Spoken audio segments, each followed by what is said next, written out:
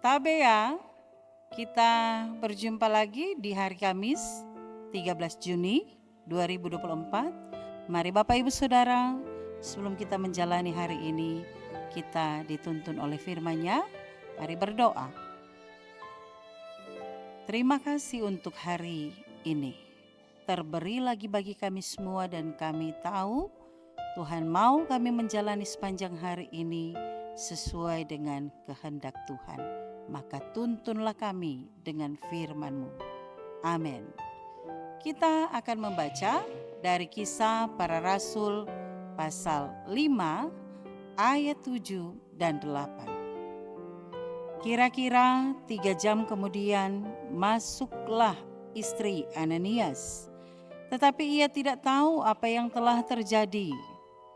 Kata Petrus kepadanya, "Katakanlah kepadaku, dengan harga sekiankah tanah itu kamu jual?" Jawab perempuan itu, "Betul, sekian." Tema hari ini, ujian buat Safira. Bapak Ibu Saudara, Ananias diceritakan dalam kisah ini mati. Dan 3 jam kemudian istrinya Safira tiba di tempat itu.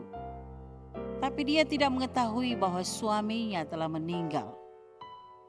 Rasul Petrus menguji Safira dengan bertanya tentang jumlah uang yang diperoleh dari penjualan sebidang tanah milik mereka. Safira memilih untuk berbohong. Dia tidak jujur. Dia tidak menyatakan yang sebenarnya. Dan dengan sengaja menyembunyikan sebagian dari hasil penjualan tanah tersebut, Safira tampaknya lebih memilih untuk membela dirinya sendiri. Mungkin juga untuk menjaga reputasi atau mendapatkan keuntungan di mata manusia. Nah, pilihan ini bertentangan dengan prinsip-prinsip kejujuran dan ketulusan di hadapan Tuhan Allah. Padahal ada satu kesempatan terakhir baginya untuk menyatakan kebenaran dengan menyatakan apa yang benar. Nah, saudara, ketika Rasul Petrus bertanya, itu sebenarnya memberi kesempatan kepada Safira untuk menjawab. Itu merupakan waktu kasih karunia Tuhan Allah baginya untuk menyatakan kebenaran. Namun Safira menolak untuk mengakui kebenaran dan bertahan pada pilihannya untuk berbohong.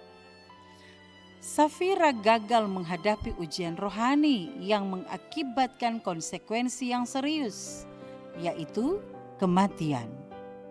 Safira mengalami kegagalan yang tragis ketika dihadapkan pada ujian rohani.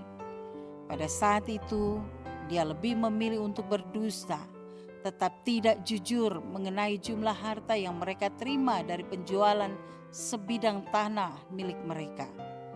Pilihannya tidak didasarkan pada prinsip-prinsip kebenaran dan kejujuran, melainkan lebih mendasarkannya pada kehendak dan keinginan pribadi untuk tidak mau rugi.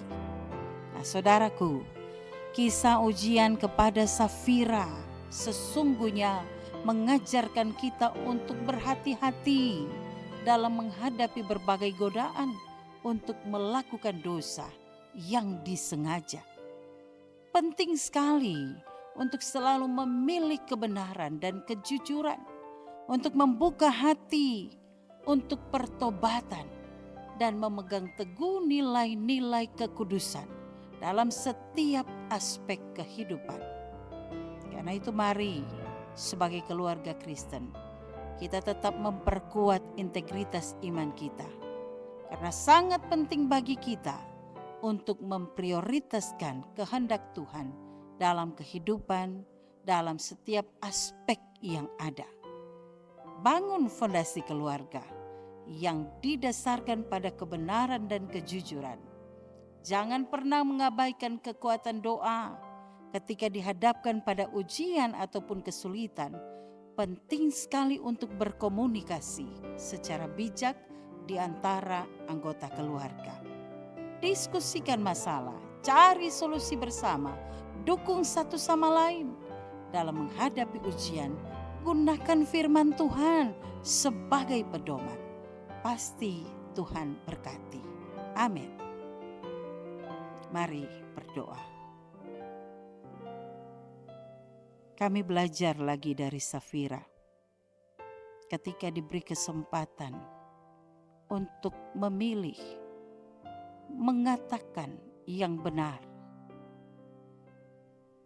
dan konsekuensi apa yang harus dihadapi ketika mengatakan ketidakbenaran. Maka biarlah dalam hidup ini, apapun yang terjadi, kami akan tetap mengupayakan ada kebenaran yang selalu tersampaikan melalui kata dan tindakan kehidupan kami hari lepas hari. Amin.